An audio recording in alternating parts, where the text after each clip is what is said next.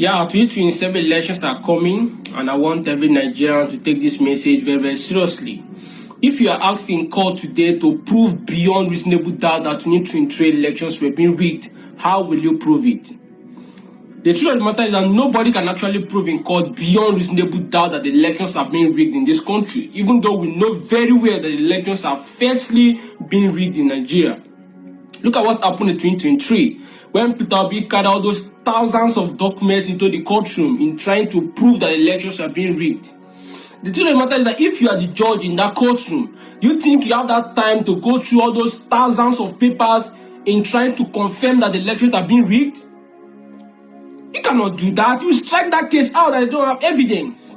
That's why we want to create a system that will make it very easy to prove that the elections are being rigged, if actually they do it, and to make sure the votes of the masses will count. I am an MD Tech Crew team. I've decided to build an high-quality website for free. Our plan is to use this website to get election results directly from the polling unit.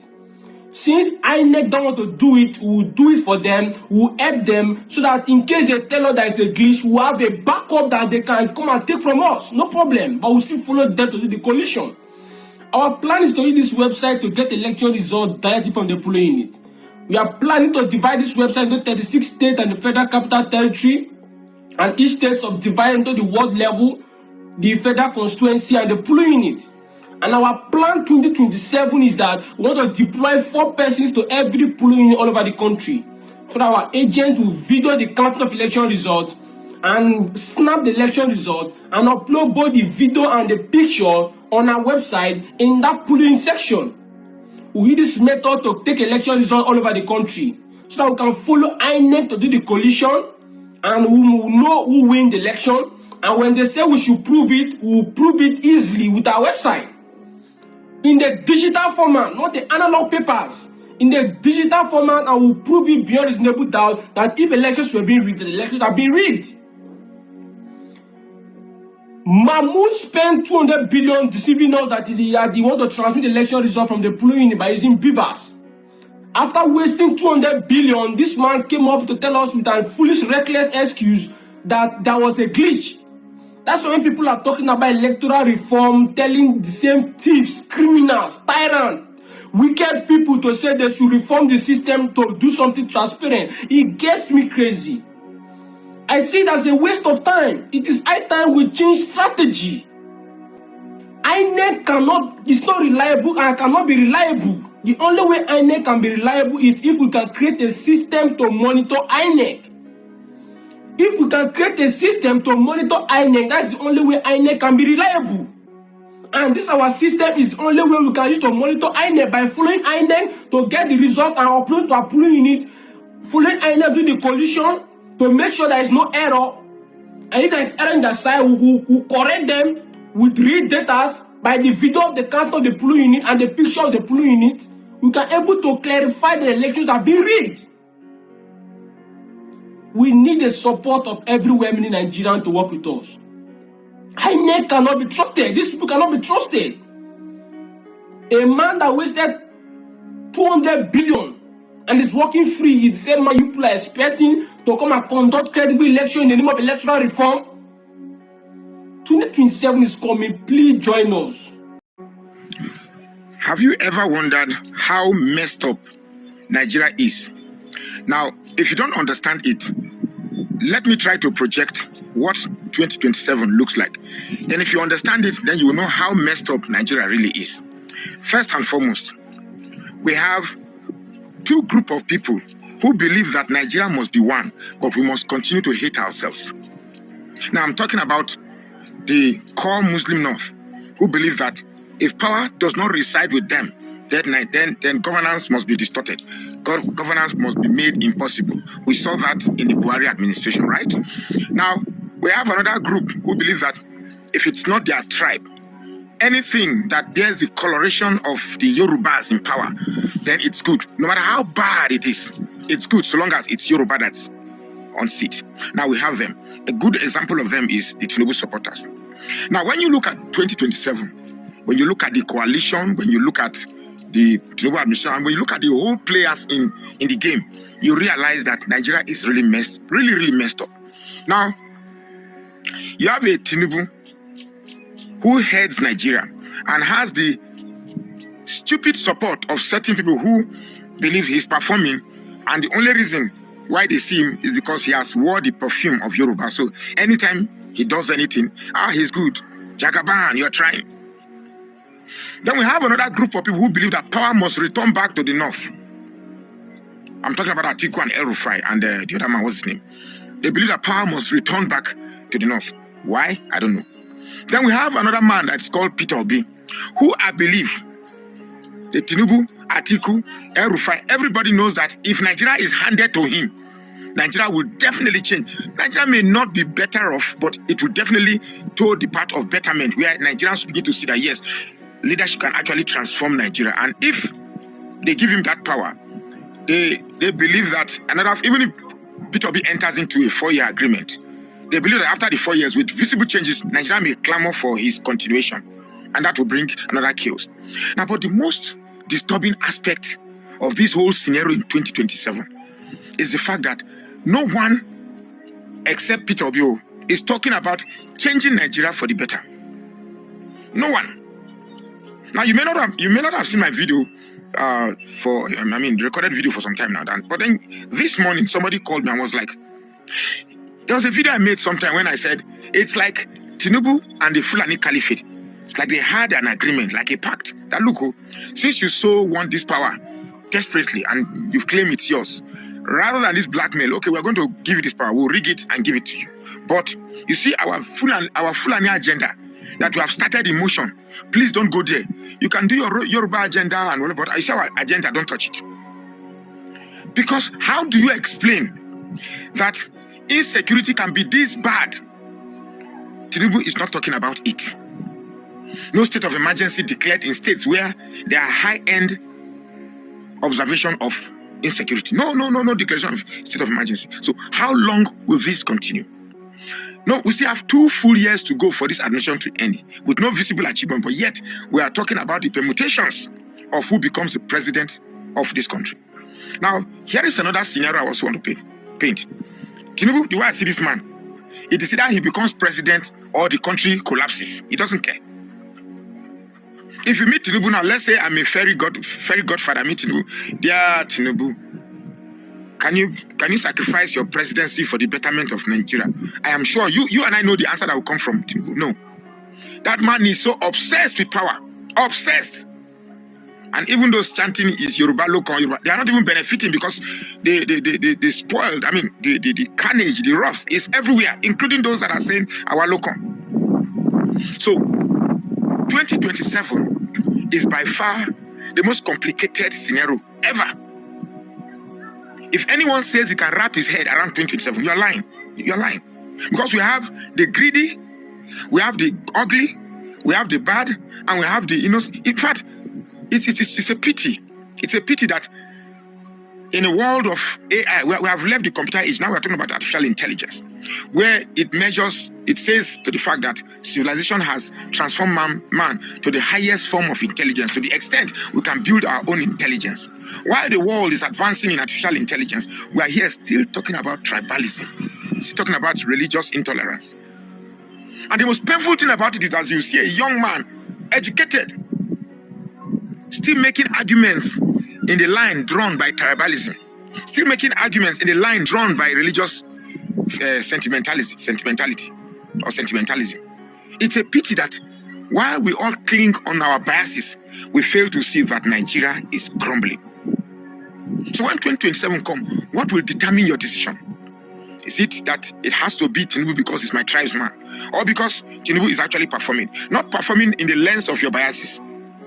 Or must it be not because the North, it must come to the North? Because some of you are judging Nigerians' power games since 1999. That's not true. Nigerian power games started since 1960. Or is it that we want who is truly good based on the options we have, Tinubu, Atiku, and Peter Obi? Now, because certain quarters have said that, look, an Igbo man will never be president. I don't see Peter Obi as an Igbo man. Of course, an Igbo man, but I don't see his yearning to be president based on the fact that it comes from a tribal rap, as some of you want to put it. Nigeria that is identified by corruption and criminality, just as the rest of the world. Some of you that are supporting Tinubu, you travel out and you see how they look at Nigeria, but then you shy away that it didn't start today, it started from Buhari. Why can't Tinubu stop it? Of course, somebody who swims in criminality cannot assure, we always smell criminality. It's a pity. It's really a pity. Coalition drama in the political space. But let us actually take a look of the people that are calling for coalition. Nasir El-Rufai, Atiku Abubakar, Sule Lamido, Arutimi Amechi. Let us look at their antecedent, their past, and their leadership role in the past. Let's start with the Pharaoh of Kaduna, El-Rufai. In Abuja, El-Rufai demolished people's houses illegally, acquired people's houses illegally to become his personal property, and he shared some of the people's property with his cronies. As a result of his demolition, many Nigerians lost their lives because they could not recover from it. Nigerians has not forgiven him. Fast forward to his 8 years of reign of terror and terrorism in Kaduna. The killing of almost 3,000 southern Kaduna people. Orchestration of the killing of Shiite Muslim over 1,000. The killing of first-class emir of Adara chiefdom. All of this thing happened during his regime. He is a religion bigot. He is a religion fanatic. And the people of Kaduna has not forgiven him. What is his political relevance? Zero. He cannot even move in Kaduna, Zaria, or Kafanchan today without security. He will be killed by mob as a result of his atrocities. And if to say that Southern Kaduna were actually serious human beings, El-Rufai is supposed to be in the International Criminal Court of Justice now, answering questions for his atrocities. But yet he has the audacity to be calling for coalition because they did not actually go after him. Then let us look at the loan that he took, that he plundered Kaduna State into about loan repayment of 30 years. And what did he do with the money? Nothing. Except Shodnika's road in Kaduna North alone. No impact in any part of Kaduna. Left Kaduna with so many unfinished projects. And yet he's calling for coalition. That is the country we have. Let's look at Atiku. What are the antecedents of Atiku since he was a vice president up to date? Not much has been done. He only galvanized all the northern jihadis and the northern governors and engineered them to unseated Gullo by creating new PDP. Since then, he has been a political prostitute. What is his relevance? Zero. Let's look at Rotimi Amechi. Rotimi Amechi stole so much money from Rivers people and used the money to sponsor Buhari, a Fulani jihadist, and actually unseated his brother Ijoman from Bayelsa. That is his antecedent. I don't know whether he still have relevance in South because I don't know either South people has forgiven him. Then let's look at Sule Lamido. It's even worse. After plundering Jigawa for 8 years, he has become politically irrelevant. Even in the party that he was part of the major founders of the party, he's even irrelevant, even in his party. So these are the people that are making noise, that are calling for coalition. It is high time that as Nigerians, if we are going to be talking about elections and politics, I think it's high time we should start talking about INEC reforms. Let's reform INEC. And let us look at the process of election, free and fair election. Apart from Peter Obi, I don't see anybody in the political space that is better than Tinubu, apart from Peter Obi. But the question is, if today they go into election, do we have an INEC that can conduct a free and fair election, even if Peter Obi is in the ballot? That is the question we should be talking as Nigerians. And I pray that God will reawaken the sense of our sensibility. As Nigeria, let's begin to look at electoral reforms rather than getting distracted by this Fulani oligarchy every day disturbing people as if they are the only people in Nigeria. What Nigeria cannot do does not exist. In the entire world geography, there is nowhere, anywhere in the world that is called South, only in Nigeria. Only in Nigeria you will see people doing political jamboline in order to checkmate their fellow Nigerians. The fear of the Igbo has been existing even before the Nigerian independence. That was why Igbos were massacred in the 1940 riots. Igbos were massacred in the 1950-something riots. Igbos were massacred even before the civil war in the north, including the last election. Their market are the one born. They are the one being threatened. Even if you look like them, you are. Igbophobia is the reason why South-South was created. Let's even assume South-South exists. So it means that the 6 states, which is Delta, I'm included in South-South. So I'm a South-South boy. I'm a Delta State boy. But despite that, I'm an Igbo boy in Delta. And when I'm talking of Igbophobia, the worst people that have Igbophobia are even we, the Igbos, in the so-called South-South. If you go my village now, somebody is somewhere saying, see what in the Igbo they do. I don't want Igbo people to come and live in our village. Because he's afraid of his own people. Fear has crippled you. They say what has not happened have taken man's joy. What has not happened, the fear of what you think say it may happen. Because of that, you are not happy. You can't live in peace with your neighbor. You start suspecting person that does not harm you. You are scared. We in our South Igbos are scared, whether it's Rivers, whether it's Akwa Ibom, whether it's Kogi. We are scared that the Igbos will dominate us. Are they not dominating Nigeria? Are they not dominating Nigeria? Talk less of you, their brothers.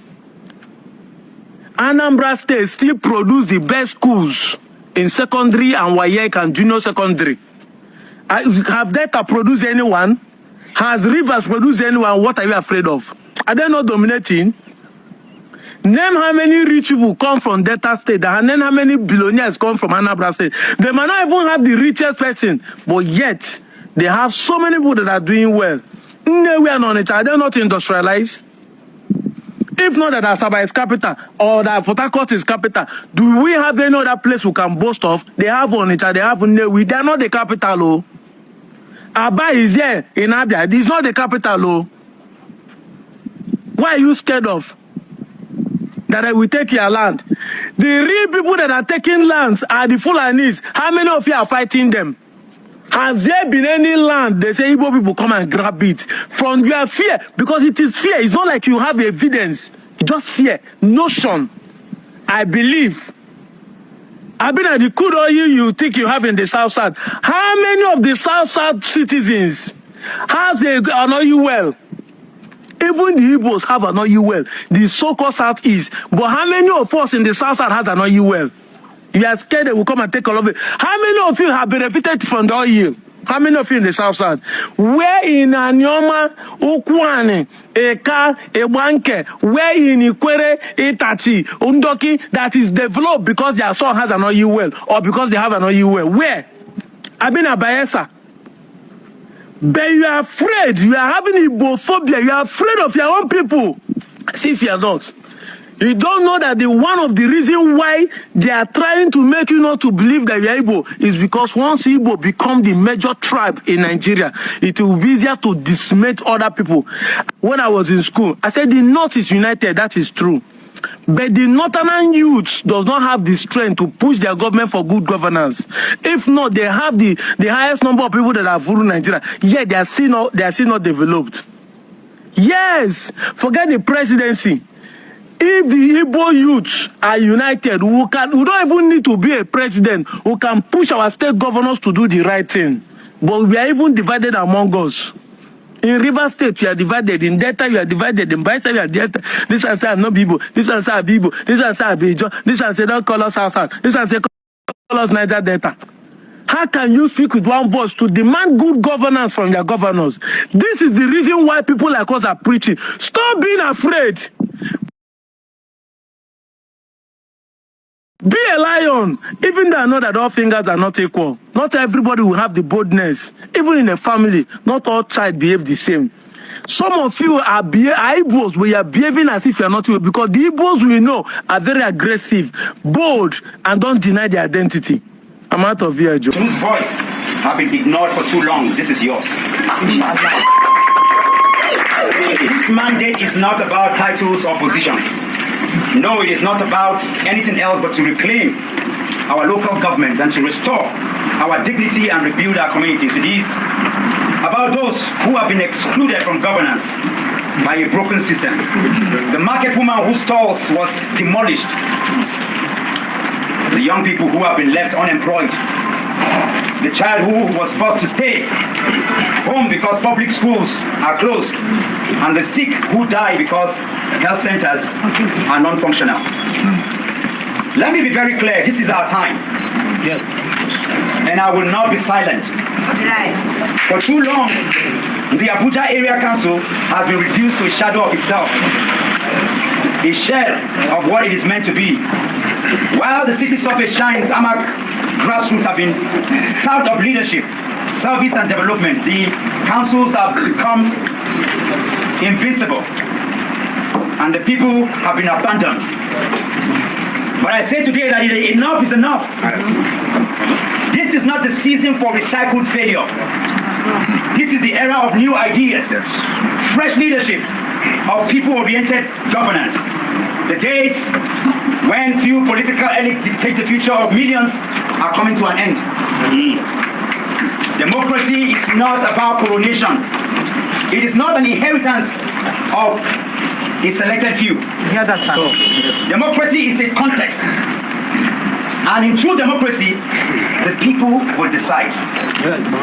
I, Dr. Moses Paul, aka Dr. Mo, do not come with arrogance and entitlement. No, I come with humility of purpose. Thank you, sir.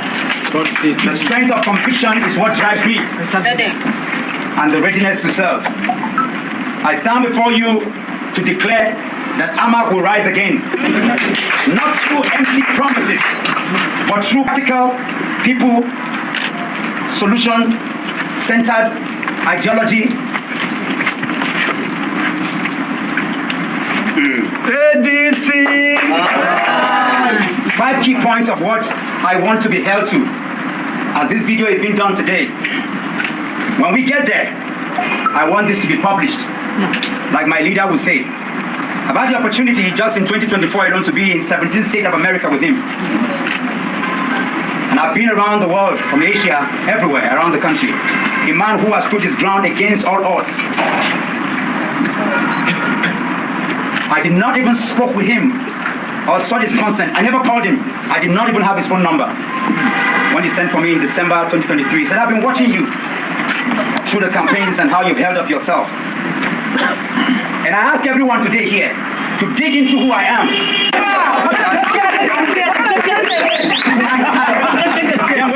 Say this man doesn't speak English. Don't mind them. I'm not going to say your papa. But we will meet across the road. When we jam, you go know. I don't say for your head, he does the things. They see this tiny guy waiting like this. Pepe. God is working on him. They should not verify. Say Pepe. They should not verify. You know what impact is? Impact. When something, when Jella never jam you, They don't know. as ADC go jam this FCT. You know, say we don't want to talk all these days, we just talk behind it. Our battery don't charge. We will restore our community. Where is called Phase 1 primary school. I was the head boy in primary school. I was the head boy in my secondary school. I went to private schools. When I travel around the world and people ask, from my first degree to my PhD was done in University of Abuja. So I haven't schooled anywhere else around the world. All my schooling was done in Abuja here. But when I speak in New York, they ask me whether I've been to Cambridge or Harvard or any of Oxford. No. It tells you that quality can come out of Abuja. There is dignity in this place. Exactly, sir. But I've watched through, and sitting here right now, our children are out of school for the last 3 months. 6 months. The reason is because there is total absence of local governance in the FCT and in AMAC. The first thing we're going to do is to ensure that there is education for all.